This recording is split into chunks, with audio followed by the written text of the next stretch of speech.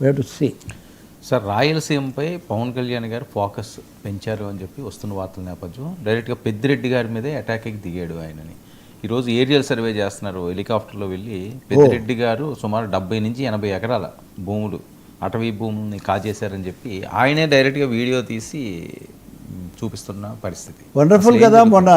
మొన్న ఎర్రచందనము, తర్వాత కుంకి ఏనుగులు, ఇప్పుడు ఇది ప్రతిదీ కూడా on the spot. Pawan Kalyan ఒక on the spot, in the field direct charge తీసుకుంటున్నట్టుగా కనిపిస్తుంది. అటు ఆకాశ వీధుల నుంచి ఇక్కడ క్షేత్రస్థాయి వరకు జనసేనని చాలా పకడ్బందీగా పటిష్టంగా ప్రచారం ప్లస్ ఆచరణ రెండు చేస్తున్నట్టు కనిపిస్తుంది. ఇంతకుముందు కూడా జరిగాయి, కానీ వర్మ ఇందాక మనం ఎర్రచందనం అప్పుడు మనం మాట్లాడాం కదా ఆ విషయం.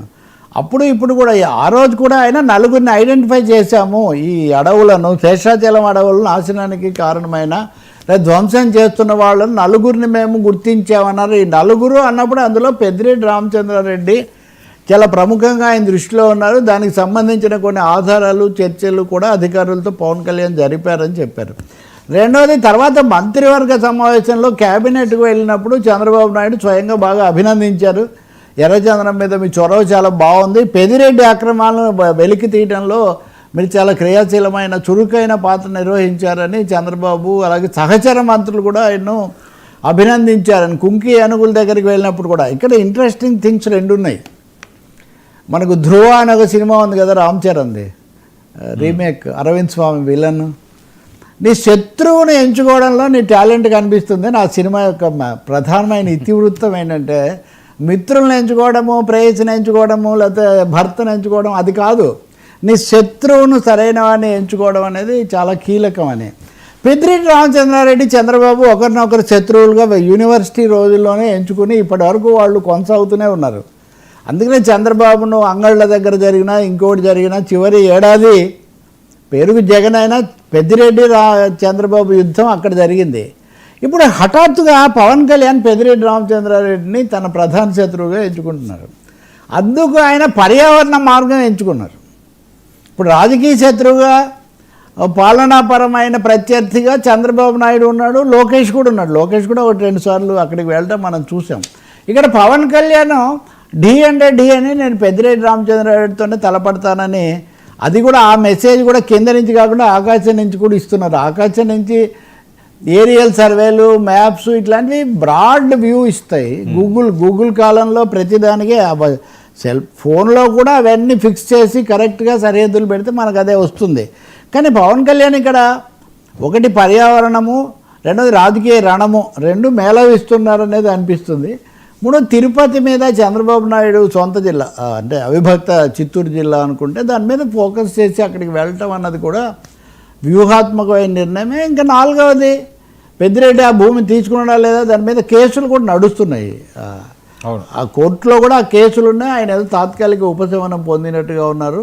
అందుకని భూముల ఆక్రమణ అన్న అంశం కాకుండా అడవులు, పర్యావరణం అన్నదాన్ని ఈ జనసేనని తీసుకున్నట్టుగా కనిపిస్తుంది. ఇక్కడ ఇంట్రెస్టింగ్ ఐరానికల్ థింగ్ ఏమంటే, ఈ ప్రభుత్వం వచ్చిన తర్వాత మొదటి కేసు, మొదటి అలజడి కూడా పెద్దిరెడ్డి రామచంద్రారెడ్డి మీదే.